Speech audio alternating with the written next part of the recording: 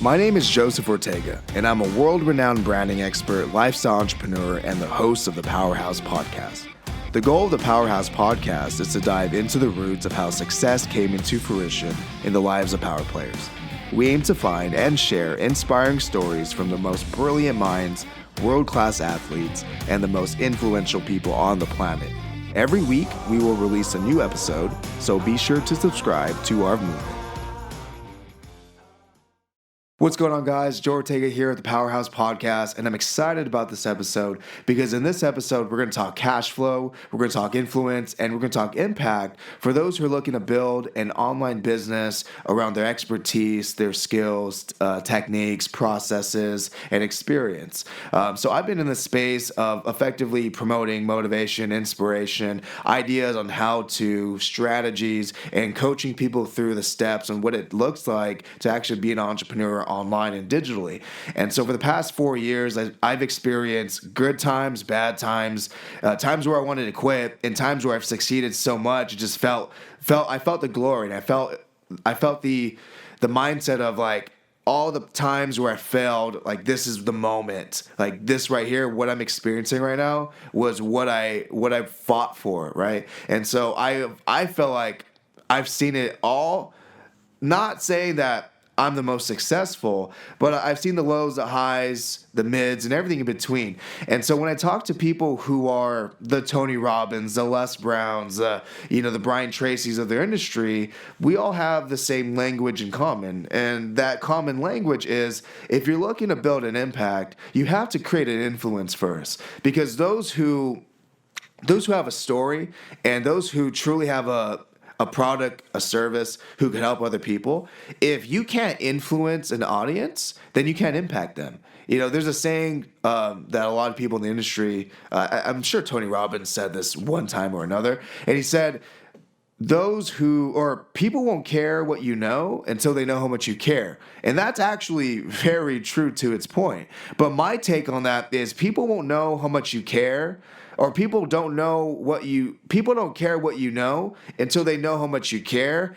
And by showing how much you care, that's by influencing them. That's by building a brand. That's by showing up as the best version of yourself. That's by doing things that others won't do, can't do, won't think of doing, and actually taking an influence into a marketplace. So the point here is 4 years ago, when I took this seriously and I made the decision that I want to be someone who impacts the world. I truly believe that my story, all the shit I had to go through leading to where I was 4 years ago, was destined for me to be someone who gets on podcasts like this, who goes on social media, gets on stages, and really speaks life into people. I truly believe that. But what I also learned, because I built businesses prior to that, what I've learned is I wanted to be I didn't just want to be a charitable brand, right? I don't want to just give things for free. I wanted to build a business.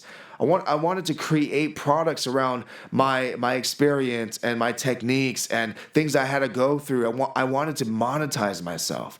And a lot of people who is building up their business as an online educator, as a coach, as what's the other word for this? Like a trainer, a mentor, right? They have this mindset that they can't monetize because they want to help people. And that feeling of just giving to people is an awesome feeling. And that shows your integrity. But what I've learned is you got to look at the bigger picture here.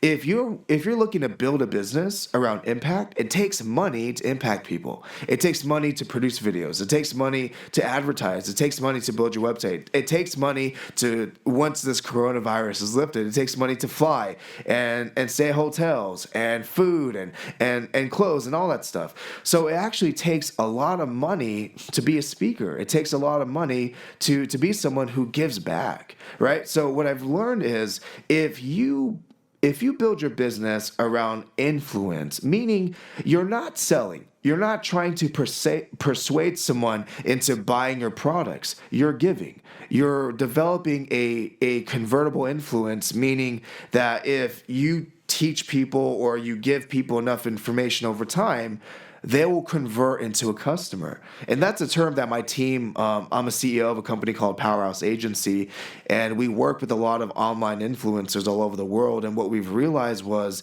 the term convertible influence is the new norm. It's not just a trend, but it's going to stick around for a long period of time. And it's not actually something brand new. The term is a little brand new, but the idea behind it is pretty old. I mean, it's been around since the Jim Rohns and the Tony Robbins and the Dale Carnegies and the Napoleon Hills of their time. It's, are you able to influence a group of people in a way where you're not selling to them, in a way where you're allowing them to transform and grow with you?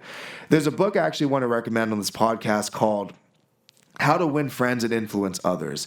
And this book I've read, and I've taken a lot of snackable content from there that I applied in my own journey, that I applied in working with my clients. So let me ask you guys a question, those who are listening on this podcast.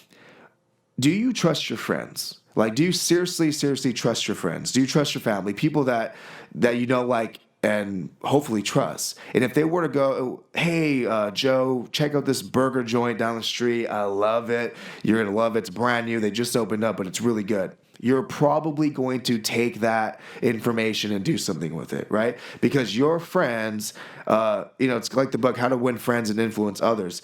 They befriended you. Now they have an influence on you. So what if you could befriend everyone that you get in contact with? Like, what if everyone on Facebook could be a friend and family, not just a prospect or a follower or another connection?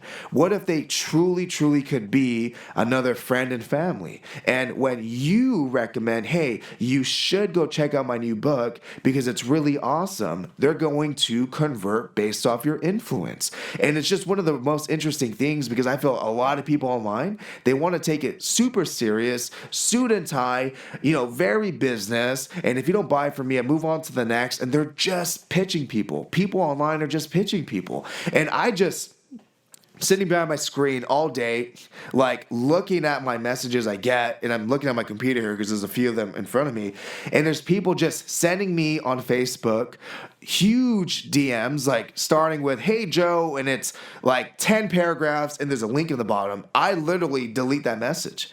I don't open them up. And then what I do is if they keep sending me them, I unfriend them.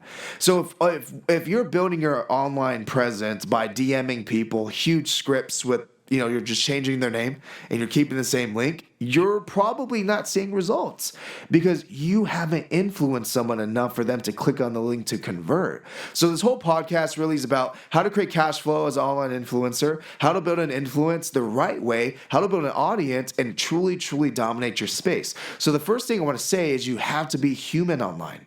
You have to be human because there's so much people. Think about this. In your industry, how many people are doing what you do? I'm not saying how many people have a unique story exactly like yours to the T, because that wouldn't be true. You're unique, you're one of a kind, and there's no one else like you. However, if you're a motivational speaker, how many motivational speakers are there? If you're a marketer, how many marketers are there? If you're a life coach, how many life coaches are there? If you're a real estate agent, how many real estate agents are there? Millions. Right? There's so much. It's oversaturated, but there's still opportunity for you. So what are you going to do differently? And what you could do differently is focus on building real connections. Focus on being real. Focus on actually caring for others and showing up as the best version of yourself. So the one tip I want to give about sustaining and creating a humanized online presence, because it's no longer about just spamming people. It's about how can you show up as being real. Number one, you have to ask yourself, who is the person you want to show up as online? And this sounds pretty insane what I'm going to say next, but it's a really good exercise. Write down 100 different conversations or feedback you want other people to think of you or talk about you when you come online and they experience your presence. Write 100 different things. I call it the 100 steps to building a brand, because what branding is, and what a lot of people don't realize, branding is just what are people thinking about you? When you come to mind, what's the first thought they have? When you come in conversation with another human without you being in that conversation, what are they talking about, right? Because branding goes back into the olden days where animals will get imprinted with like a heat stamp, and they'll have the owner's stamp on their skin. And that's what branding was. And so that's imprinting a logo to show ownership of whose animal's which, right? And then that transferred into leather goods and then to clothes. And now today it's transformed completely, but it still has its grassroots. And what its grassroots is, what are you imprinting in your audience's mindset around you? You want to be an online influencer, you got to be different. You want to generate cash flow, you got to give someone a reason why they should convert into your product. What are you doing differently? And this exercise, guys, if you write down 100 different conversations or ideas, you're going to realize the person you need to show up as. You don't need to be unauthentic. Now, if you're writing down 100 different things that's unauthentic to you, then that's not the way you want to go about it, because then you're going to create a fake brand. But you want to write down 100 different things of real conversations people would have. For example, for me would be like, Joe's story on suicide truly transformed my life. That's real. Joe's story, how he grew up with his mom just grinding every day, truly gave me insight on what I should do for my kids. That's real. Those are things that are real about me that I want people to talk about. So then what do I do next? A lot of people get confused on what type of content should I put out online? What can I do differently? It's not that what you could do differently. You don't need to think of new ideas. Look into your life. Write down these 100 conversations and then create content based off the conversations. Because really what then you're doing at a higher level is you're creating convertible influence. Because think about this. On Facebook and Instagram, if you're posting real things about your experience and people could relate to it, and if they could relate to something real, they're going to like you instantly. They're going to feel like they know you because they can relate. They could associate your story to theirs. And then they're going to trust you. So if you post enough relatable content out there, you're going to develop an influence on a follower, on a real person. And over time, if you influence them enough times, the next time you have an offer going, you have an event that's being marketed, they're going to show up because you've influenced them. They're going to show up and purchase because you've influenced them. And you don't need to be persuasive. You don't need to leverage NLP. You don't need to be some sales guru selling people online. Just be real. Be yourself. And build from that foundation of the 100 conversations you want people to talk about you. Now, right there, that's my branding 101. That's what you can do right now during this quarantine time to take advantage of the availability you have to improve your messaging, to improve your content, to improve your social media presence. Now, the second part here is all about engagement. People want to generate cash flow, but they're not building rapport. You could post your relatable content, but there's steps to it. So engagement's important. Where attention goes, cash flow flows. Where attention goes, cash flow flows. So if you're able to get the attention of your ideal prospect online by interacting with their content, by replying to their comments, by having conversations with them on direct messenger or on your inbox, you're getting their attention. Because think about this. How many people that are in the top of your industry right now are unavailable? Like, you can't just go and talk to Tony Robbins on a chat bot, right? But if you're a motivational speaker like him, if you're a transformational speaker like him, and you have similar products, but someone could chat with you, that's a big difference. You're breaking the status quo. You're creating a relationship with the type of person that they want to connect with, but you're showing up first. So engagement is important. I know sometimes we have this mindset that we want to work smarter, and we don't want to do these little tedious things, and we want to outsource them, and all that's great. But if you could seriously care about other people, if you show up and you show up that you care, remember, people don't care how much you know until they know how much you care. And by building these engagements, comments, likes, adding people, messages, and showing up daily on social media with them, eventually they're going to look at you as an authority. Because with your content's giving them really great information, your storytelling, you're showing your experience, you're being real. you're already influencing them. So keep in mind, you already show up to them as a celebrity. You already show up to them as a hero, right? And now you're engaging with them. Now you're commenting on their posts. Now their hero that they look up to is engaging with them. I mean, for example, for me, like one of my heroes, really, when growing up, Tony Hawk, man. Tony Hawk is one of my heroes. I used to skate. I played Tony Hawk Pro Skater, and I remember going. I had to be 5. Tony Hawk had this skateboarding demo here in San Diego, and he was there. I'm like, man, that's Tony Hawk. It's freaking great. Like, if Tony Hawk messaged me on Facebook right now, I'll lose my shit. I'll be, dude, this is fucking nuts. I'll probably screenshot it and post it, and I'll be freaking nuts. And if Tony Hawk were to say, Joe, I really appreciate learning your story, man. I can't believe you've been a fan for so long. Hey, man, I'm not trying to sell you, but I have this new book coming out, and I just feel like it could be for you. If he said that, I'll most likely buy it, right? I'll most likely buy it because he influenced me enough.